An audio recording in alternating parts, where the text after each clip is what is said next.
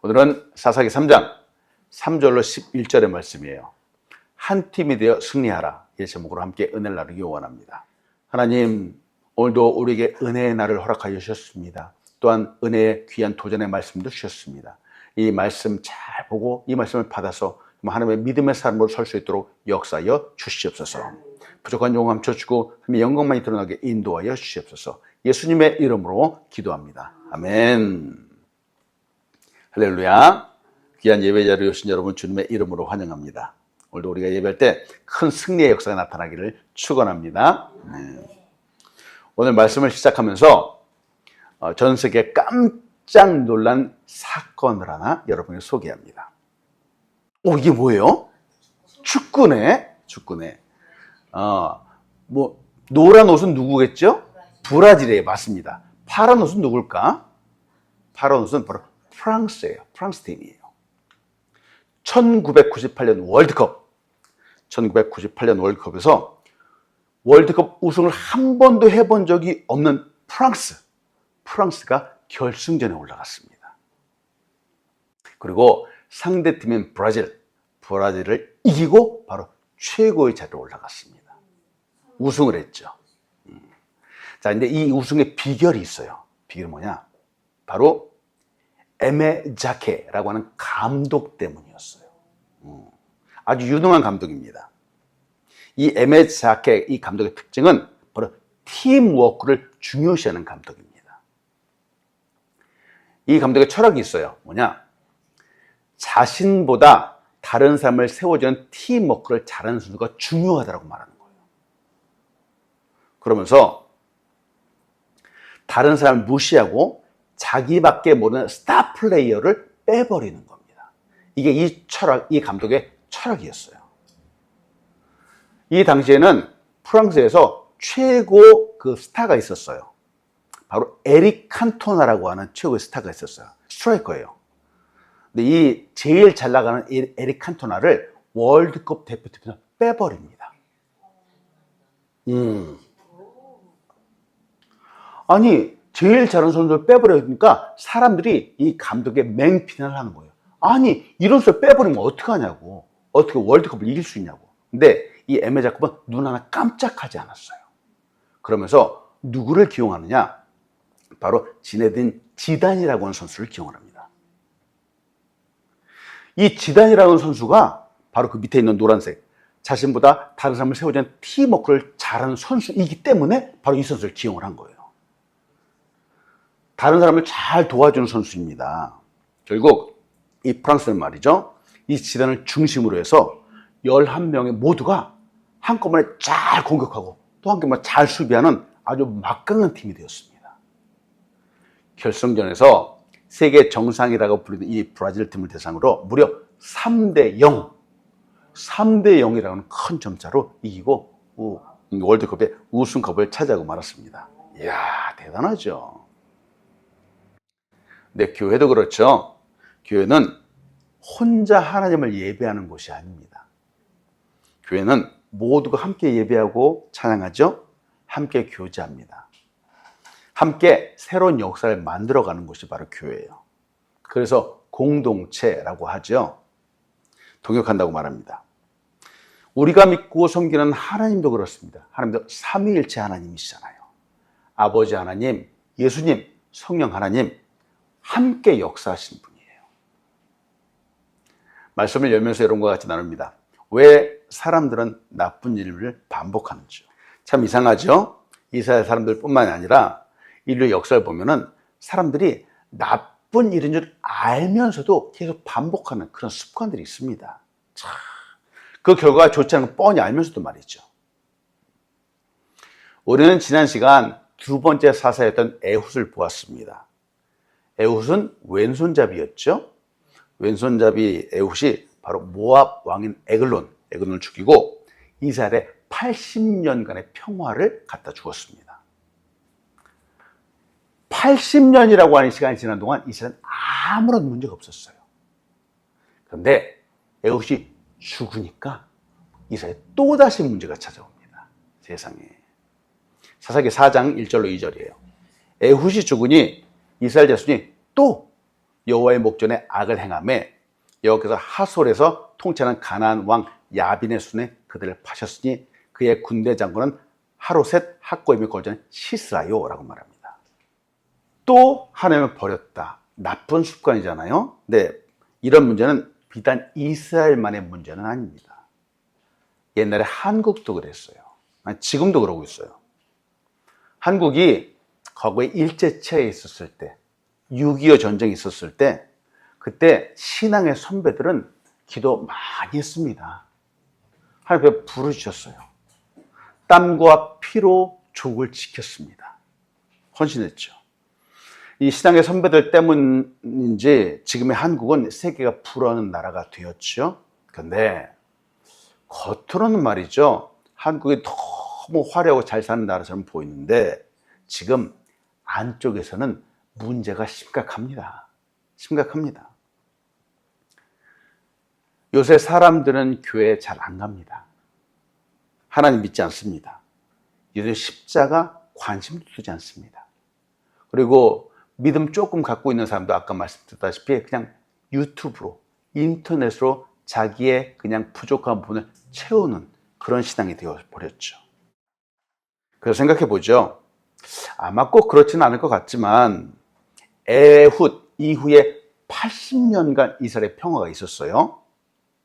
한국도 1950년 6월 25일 이후에 지금 2025년까지 75년이라고 하는 세월이 흘렀어요. 이후에 한국이 어떻게 될지 글쎄 모르겠어요. 역사를 보면은 악한 일의 반복 뒤에 어떤 일이 오든지 우리는 꼭 알아야 되겠습니다. 때문에 힘든 상황이 오지 않도록 미리 대비하는 것이 바로 지혜겠죠. 여호와 하나님은 악을 행하는 이스라엘 사람들에게 회초리를 드셨습니다. 하솔에서 통치하는 야빈을 회초리로 사용하셨죠. 이스라엘 징계하셨습니다. 하솔 왕 야빈 시사에게 무려 20년 동안 괴롭힘을 당하도록 놓아두셨죠. 근데 그들이 더 무서운 이유는 그들에게 철병거 900대가 있답니다. 사사기 4장 3절이에요. 야빈 왕은 철병거 900대가 있어 20년 동안 이스라엘 자손을 심히 학대하였으므로 이스라엘 자손이 여호와께 부르짖었더라라고 말합니다. 자, 여러분 기억나시죠? 에훗 때에는 이스라엘 자손이 18년 동안 괴롭힘을 당했어요. 그런데 지금은 20년이네요. 20년 동안. 근데 더 무서운 것은 철병거가 있대요. 생각해 봅니다.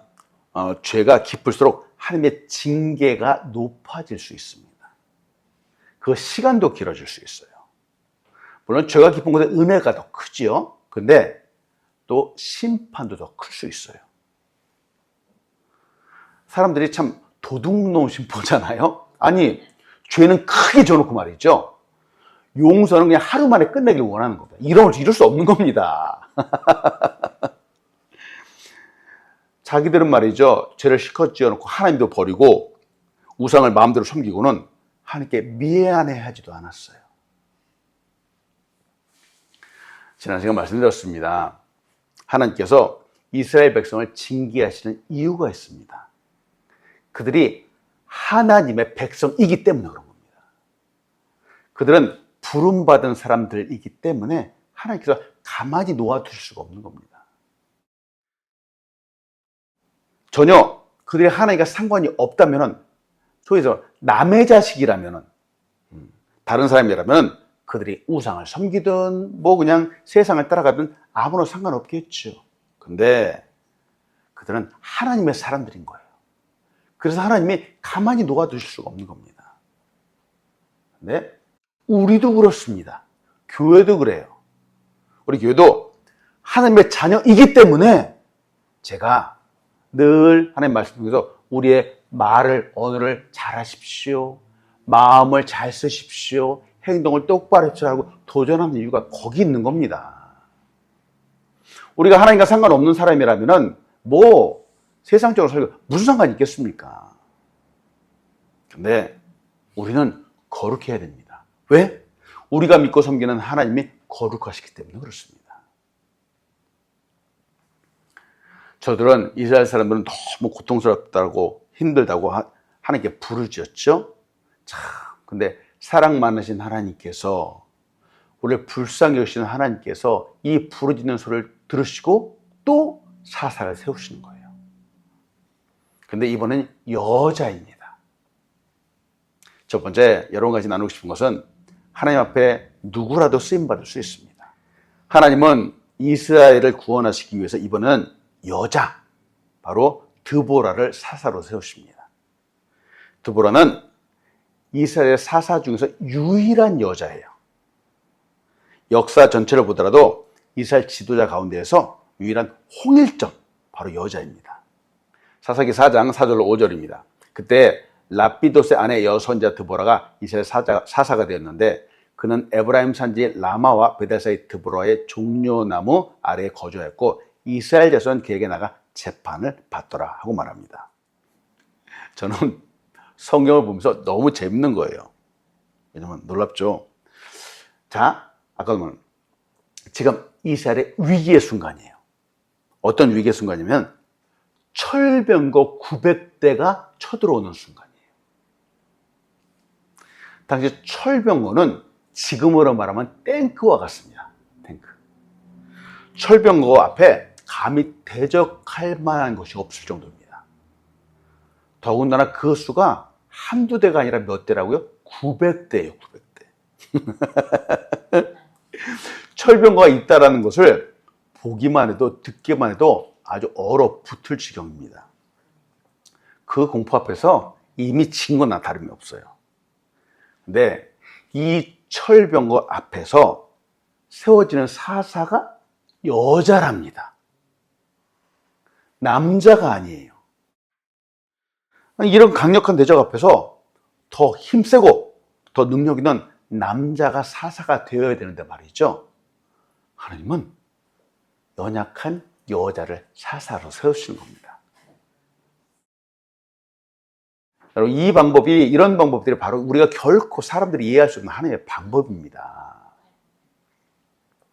하나님 앞에는 누구라도 쓰임받을 수 있습니다. 누구라도 쓰임받을 수 있어요.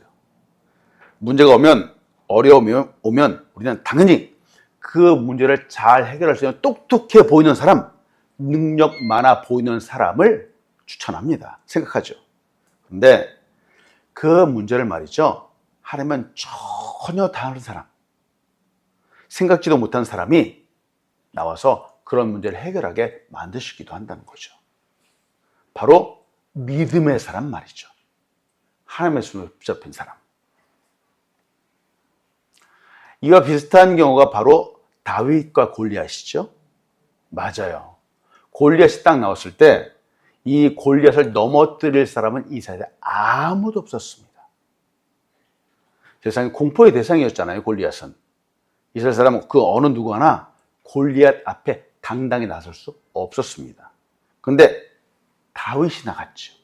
그 어린 아이가 세상에 담대하게 나갔어요. 하나님을 의지하고 나갔고 결과는 다윗이 승리했다라고 하는 겁니다. 놀랍지 않습니까? 때문에 도전합니다. 성경을 보시면서, 말씀을 보시면서 이런 기적과 같은 이야기를 잘 보십시오. 그리고 이런 기적의 상황들을 바로 내 것으로 받으십시오. 믿음으로 받으십시오. 왜냐하면 지금 이 시대에 어쩌면 우리가 다윗이고 우리가 드보라이기 때문에 그렇습니다. 아니, 하나님은 왜 여자를 사사로 부르셨을까? 남자가 그렇게도 없었을까? 네, 당시에 이스라엘 남자들은 말이죠, 철병거 900대라고 하는 그 앞에 벌벌 떨었습니다. 벌벌 떨었어요. 그 앞에 당당히 나설 만한 배포를 갖고 있는 사람이 한 사람도 없었어요. 사사기 5장 6절로 7절이에요. 아낙의 아들 삼갈의 날에 또는 야엘의 날에는 대로가 비었고 길의 행인들은 오솔길로 다녔도다. 이스라엘에는 마을 사람들이 그쳤으니 나 드보라가 일어나 이스라엘의 어머니가 되기까지 그쳤도다 하고 말합니다. 이 사사기 5장은 말이죠, 드보라의 노래입니다. 사장에서 승리하고 나서 드보라가 이 승리를 갖다가 노래한 노래예요. 근데 이 노래를 보니까 대로가 비었대요. 오솔길로 다녔대요. 이 말은 큰 길로 사람들이 다니지 못했다라고 하는 겁니다. 너무 무서워서. 오솔길로 다녔다는 거예요. 알지도 못하는 길로 숨어 다녔다라고 하는 겁니다. 이때 시대적 상황이 이렇다는 겁니다. 너무 이상하잖아요? 지금 이게 이 땅, 가나안 땅을 하나님이 주신 거예요. 하나님이 이스라엘 사람들에게 주신 겁니다. 근데 이스라엘 사람들은 하나님이 주신 자기 땅에서 당당하게 큰 길로 다니지 못하고 오솔길로 요리조리 피해 다녔다라고 하는 말입니다. 이 말이 되지 않는 거예요. 이유가 무엇일까? 주인이 주인답지 못했기 때문에 그래요. 주인이 도망 다니고 피해 다니는 신세가 되었습니다. 즉 이스라엘의 정체성을 잃어버렸습니다. 다른 말로 하면 미안하지만 남자가 남자답지 못했기 때문에 그런 거예요. 당연히 해야 하는 일이 있었는데 그 당당함을 남자들이 표현하지 못했습니다. 이게 당시 사사시대의 시대적 배경입니다. 사사기 5장 7절은 이렇게 말하잖아요. 개역한 거래요. 이스라엘의 관원이 그쳤더니 나 드보라가 일어났고 내가 일어나서 이스라엘의 어미가 되었다 말합니다. 또 똑같은 번역 세번역 성경이 이렇게 말해요. 나 드보라가 일어날까지 이스라엘의 어머니인 내가 일어날까지 이스라엘에서는 용사가 끊어졌다라고 말합니다. 관원이 그쳤고 용사가 끊어졌어요. 관원, 즉 일을 잘 치리할 수 있는 남자가 없다라고 하는 말입니다. 용사가 끊어졌다. 저들과 맞서 당당히 싸울 수 있는 용사, 남자가 없다라고 하는 말입니다. 남자들의 사이가 땅에 떨어져 있는 시대가 바로 사사시대입니다. 그래서인지 하나님께서 여자를 사사로 세우신 거예요. 드보라를 사사로 세우신 겁니다. 하나님은 누구나 쓸 수 있습니다. 그가 장애인이건 에후처럼, 그가 여인이건 드보라처럼, 또 그가 비겁한 사람이건 연약한 사람이건 하나님은 누구나 다 쓸 수 있습니다. 얼마든지 쓸 수 있죠. 때문에 여러분 도전합니다. 이 시대 우리의 환경에서 우리도 얼마든지 하나님의 손에 붙잡히고 쓰임받을 수 있습니다. 부르심을 받을 수 있죠. 여자라고요? 하나님은 상관없습니다. 나이 많다고요? 할머니라고요? 권사님이라고 상관없습니다. 돈도 없고 능력도 없다고요? 상관없습니다. 하나님은 누구라도 쓸 수 있습니다. 중요한 것은 그 부르심에 순종하는 것이죠. 담대함으로 믿음으로 행동하는 겁니다. 하나님의 영광을 위해서 쓰임받는 우리 한 사람 한 사람 등을 축원합니다. 아멘. 두 번째로 같이 보고 싶은 것은 하나님은 우리가 한 팀이 되길 원하십니다. 오늘의 이야기는 한 사람, 한 영웅이 모든 것을 다 해결하는 방식이 아닙니다. 드보라가 사사이죠. 근데 드보라가 이 모든 문제를 다 해결하지 않았어요. 하나님께서 다양한 사람들을 부르셨어요. 그리고 그들이 하나가 되어서 승리를 이루어 갑니다. 드보라는 선지자이죠. 여자입니다. 다른 말로 하면 여자인데 영적인 리더가 되었다라고 하는 뜻이에요. 드보라가 한 일은 하나님의 명령을 전달하는 겁니다. 근데 여기에 바락이라고 하는 남자가 등장합니다. 바락은 당시의 군대 장관입니다. 근데 이 군대 장관이라고 하는 바락이 겁장이입니다. 군대 장관인데 배포가 없어요.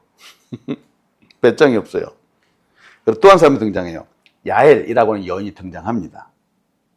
먼저 6절을 한번 봅니다. 사사기 4장 6절이에요.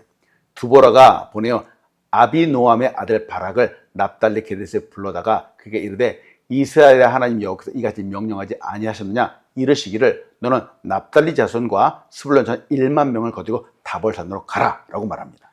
드보라는 하나님의 말씀을 받았어요. 그리고 그 이 받은 말씀을 바로 군대 장관인 바락에게 그대로 전달하는 겁니다. 바락은 장관이라면, 명령을 받았다면 담대함으로 나아가야 합니다. 전쟁터로 가야 되겠죠.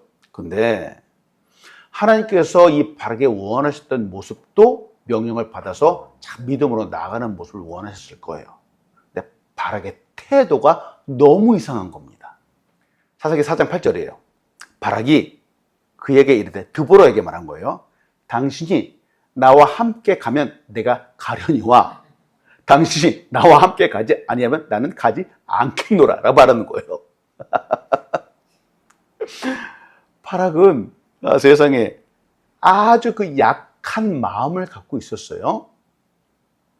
시스라의 이 900대의 철병거가 너무 무서웠어요.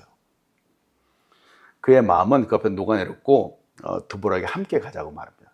이 모습 보니까 뭐가 생각이 나냐면은 꼬마애가 엄마를 꼭 붙잡고 엄마 같이 가야 돼, 같이 가야 돼, 나 못 가, 이렇게 말하는 똑같은 거예요. 지금 이 시대 남자들이 이랬다는 겁니다. 세상에. 바락은 남자잖아요. 근데 겁장입니다. 즉 남자가 남자답지 못했던 시대가 바로 사사시대입니다. 담대히 하나님을 의지하는 믿음도 없었고요. 자신의 사명과 역할도 잘 감당하지 못하는 그런 시대였습니다. 근데 왜 남자들이 이랬을까? 왜 바락이 이랬을까? 하나님의 말씀을 의지하지 않고 현실만 보았기 때문에 그래요. 현실만 보았기 때문에 그래요. 철병거 앞에서 그것이 더 커 보였기 때문에 그래요. 때문에 여러분 도전하는 겁니다. 우리도 제가 눈을 말씀드리는데 우리가 살아가는 이 시대가 있죠. 발전한 시대. 지금은 자동차가 운전자 없이 스스로 운전하는 시대입니다. 조금 지나잖아요. 집 안에 AI 로봇가 집안일을 해주는 시대가 금방 올 거예요.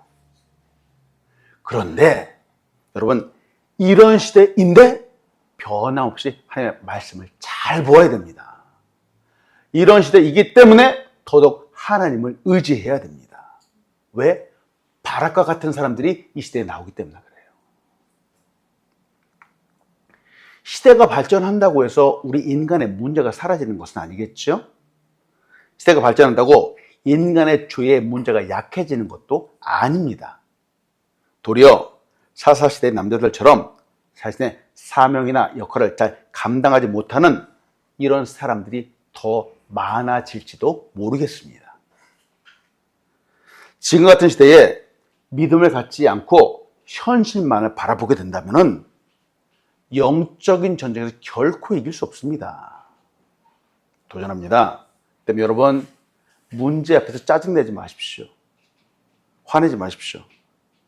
여러분 문제 앞에서 믿음의 눈으로 바라보는 우리가 되길 축원합니다. 더 기도하시고 더 예배하시고 더 말씀을 잘 보십시오. 하나님만을 바라보십시오.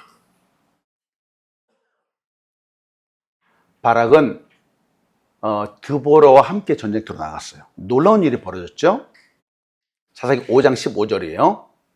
여호와께서 바락의 앞에서 시스라와 그 모든 병거와 그 온 군대를 칼날로 쳐서 패하게 하심에 시스라가 병거에서 내려 도보로 도망한지라.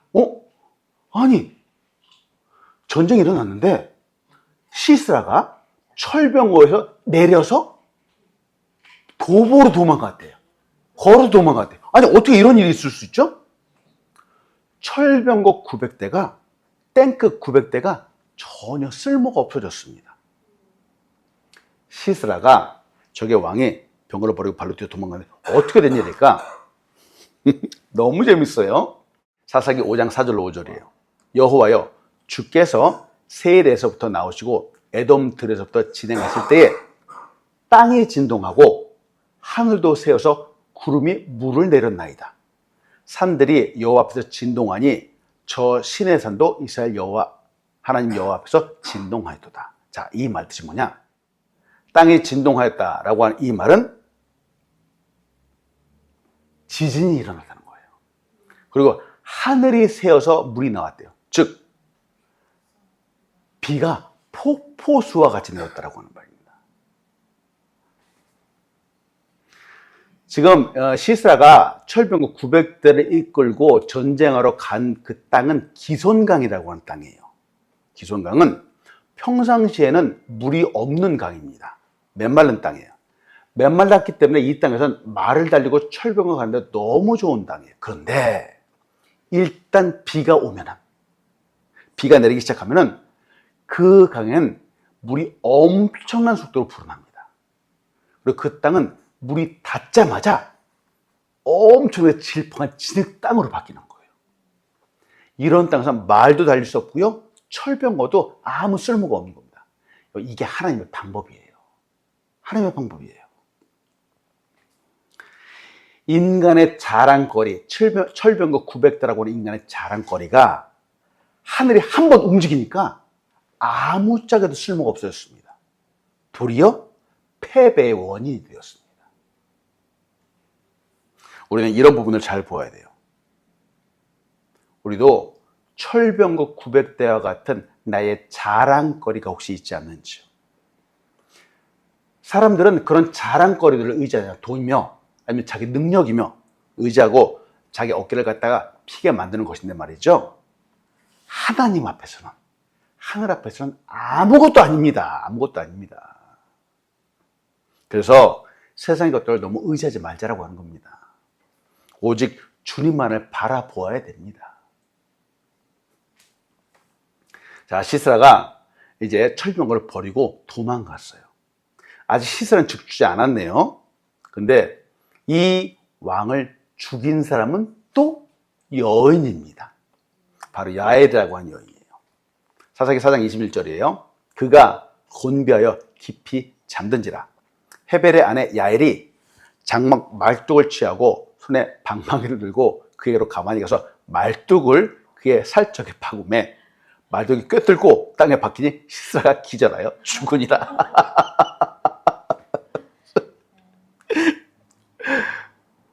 야엘은 모세의 장인 이드로의 아들 호밥의 자손 겐 사람의 아내입니다. 원래는 이방인이에요. 근데 이 호밥의 자손들은 유목민족이에요. 유목민족이기 때문에 왔다 갔다 하면서 장막을 피고 거두는데 선수들입니다. 그러니까 이 장막 말뚝을 갖고 있다는 것이 이게 당연한 겁니다. 철병거 900대를 갖고 있던 시스라가, 적군의 왕이 여인의 손에 죽었습니다. 이 야엘은 이 전쟁의 종결자가 되었죠. 하나님께서 드보라를 통해서 또 겁장이 같은 바락을 통해서 바로 야엘을 통해서 합력해서 선을 이루신 거예요. 승리를 이루신 겁니다. 오케스트라 연주를 생각해 봅니다. 오케스트라 연주를 하면은 화려하게 아름다운 음을 내는 바이올린 연주자가 있겠죠. 근데 그것만 가지고 오케스트라가 될 수 없어요. 조용히 뒤에 배경음을 채워주는 트라이앵글이나 팀파니 연주자가 꼭 필요한데 없어서는 안 됩니다. 자, 이 많은 사람들 중에서 모두가 필요한 거예요. 한 사람도 자기의 역할을 다 감당해 줘야지 아름다운 연주가 되는 겁니다. 승리한다라는 것은 말이죠, 각자의 자리, 위치에서 자기의 역할을 충실히 감당할 때 오는 것이죠. 존 레논, 유명한 음악가인 가수인 존 레논이 이렇게 얘기해요. 혼자 꾸는 꿈은 그저 꿈에 불과하지만 함께 꾸는 꿈은 현실이 된다라고 말합니다. 때문에 우리도 함께 꿈을 꾸기 원해요. 전도하는 꿈, 우리 교회가 건강해지는 꿈, 부흥하는 꿈, 이 자리가 채워지는 꿈 말이죠. 우리에게 중요하지 않은 사람은 없습니다. 하나님께도 소중하지 않은 사람은 한 사람도 없습니다. 모두가 합력하여 선을 이루는 것입니다. 우리 모두가 합력하여서 놀라운 새 역사를 창조하기를 축원합니다. 아멘. 말씀했습니다. 우리 모두 한 팀이 되어 승리하기를 소원합니다. 좋은 팀은 말로만 하는 팀이 아니겠죠? 각자의 역할을 잘 감당하는 팀이 바로 좋은 팀이에요. 축구 경기를 할 때 공격수가 있으면 수비수가 또 있는 겁니다. 각자 역할이 다르죠. 근데 개 중에는 말이죠, 발악처럼 자기 일을 잘 못하는 사람도 있어요. 끼어 있어요. 근데 잘 하지 못한다고 넌 필요 없어 저리 가! 그럼 되겠습니까? 안 되는 거예요. 안 되는 거예요. 함께 잘 어우러져야 됩니다. 끝으로 한 분을 소개합니다. 메리안 앤더슨. 이분은 세계적인 흑인 여자 성악가입니다. 이 앤더슨은 그 목소리가 얼마나 아름다운지요. 지금도 많은 사람들이 이 노래 때문에 위로를 받습니다. 근데 앤더슨은 사람들하고 얘기를 할 때 나라고 하는 나라는 단어보다 우리라고 하는 단어를 많이 쓴다는 거예요. 우리. 어느 날 한 사람이 그 이유를 물어요. 왜 당신은 자꾸 우리라고 하는 우리를 많이 씁니까? 라고 말합니다. 그 질문을 했어요. 그러자 앤더슨이 대답합니다. 사람은 혼자서는 아무것도 할 수 없습니다. 노래를 한 곡 부를 때도 작곡가가 있어야 하고 악기를 만드는 사람이 있어야 하고 또 악기 연주자들이 있어야 합니다. 나는 그 팀의 한 사람일 뿐입니다. 노래는 내가 아니라 우리가 하는 것입니다. 우리의 구원도 그렇습니다. 우리의 구원도 하나님 아버지께서 계획하셨죠. 예수님이 십자가에서 죽어주셨습니다.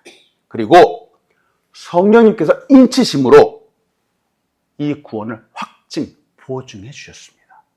우리 구원은 삼위일체 하나님 모두의 협력하신 결과예요. 우리를 봅니다. 우리는 하나님의 영광을 위한 한 팀입니다. 자, 옆에 있는 사람 이렇게 얘기합시다. 우리는 하나님의 영광을 위한 한 팀입니다. 네, 맞습니다. 잘하셨어요. 우리 중에 어느 누구 하나 소중하지 않은 사람이 없어요. 서로 협력해서 하나님께 영광을 올려드리는 거죠. 서로 한 팀이 되어서 우리의 삶을 잘 살아가고 우리 교회를 사랑하고 또 하나님의 영광을 위해서 살아가는 우리 한 사람 한 사람 되길 축원합니다. 아멘. 기도하겠습니다. 하나님, 오늘도 귀한 사사기의 말씀을 통해서 하나님께서 말씀하시는 바를 보았습니다. 우리 귀한 한 사람 한 사람 붙잡아 주시고 각자의 역할을 잘 감당하게 인도하여 주시고 우리가 한 팀이 되어서 하나님의 영광을 위해서 살아갈 수 있도록 축복하여 주시옵소서. 예수님의 이름으로 기도합니다. 아멘.